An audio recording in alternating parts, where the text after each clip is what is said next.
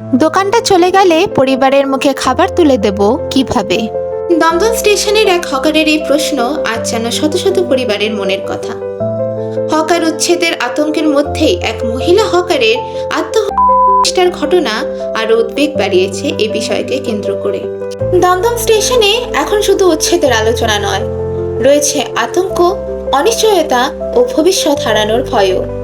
উচ্ছেদের আশঙ্কায় শনিবার দিন দমদম স্টেশনে এক মহিলা হকারের আত্মহত্যার ঘটনা আবারও নতুন করে সামনে এনেছে সেই সকল পরিবারগুলির অসহায়তার ছবি, যে পরিবারগুলির একমাত্র ভরসা হলো তাদের সেই ছোট দোকানগুলি। প্রতিদিন ভোর থেকে রাত পর্যন্ত রোদ বৃষ্টি ঝড় উপেক্ষা করে স্টেশন চত্বরে বসেন হকাররা। দিনের শেষে যা সামান্য আয় হয় তা দিয়েই চলে সংসার।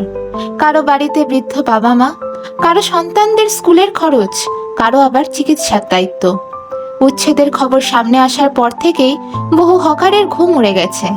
তাদের আশঙ্কা, দোকান হারালে শুধু আয় নয়, ভেঙে পড়বে গোটা পরিবার। এই উদ্বেগের মধ্যেই শনিবার এক মহিলা হকারের চেষ্টার অভিযোগ সামনে এসেছে। হকারদের দাবি, এই ঘটনা প্রমাণ করছে কতটা মানসিক চাপে দিন কাটাচ্ছেন তারা। কয়েকদিন আগে রেল কর্তৃপক্ষ স্টেশন চত্বর ও সংলগ্ন এলাকায় অবৈধ দখল সরানোর নোটিশ জারি করে। হকারদের একাংশ মনে করিয়ে দিচ্ছেন 2014 সালের street vendors protection of livelihood and regulation of street vending act অনুযায়ী সমীক্ষা ও পুনর্বাসনের প্রক্রিয়া ছাড়া হকার উচ্ছেদ করা যায় না। তাদের বক্তব্য, তারা আইনের বাইরে কোনো সুবিধা চান না, শুধু চান জীবিকা হারানোর আগে বাঁচার একটা পথ দেখানো হোক। তাদের কথায়, উন্নয়ন অবশ্যই দরকার, কিন্তু সেই উন্নয়নের পথে যদি হাজারো পরিশ্রমী মানুষের রুজি রুটি হারিয়ে যায়, তাহলে সবচেয়ে বড় মূল্য দিতে হবে সাধারণ পরিবারগুলোকেই।